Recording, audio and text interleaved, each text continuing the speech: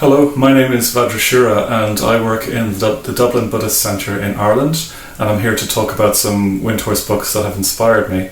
So the very first Windhorse book was probably the one that inspired me the most in the beginning. So it was this book, Who is the Buddha by Sangharakshita. And it was the very first Windhorse book that I read.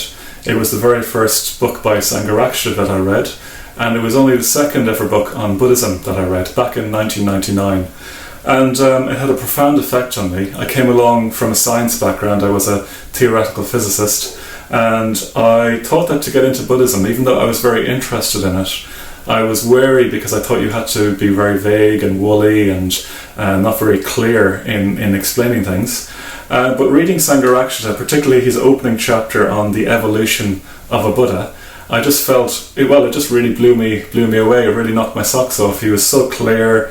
He was so precise. He explained such a vision of Buddhism and a vision of what human life is about in that chapter that I'd never experienced anything like that. So it was a wonderful experience that really helped me be convinced that Buddhism was the path for me and that Sangharakshita Bhante was my teacher.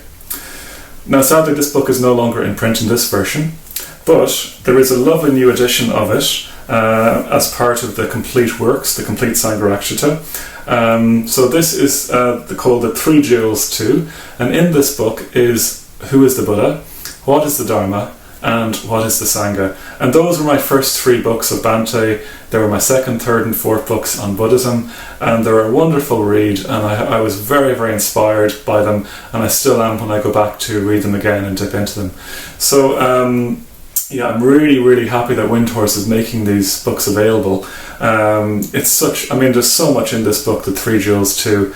It makes me really happy to be a subscriber for the complete works. I subscribe on my Kindle and in print, in paperback.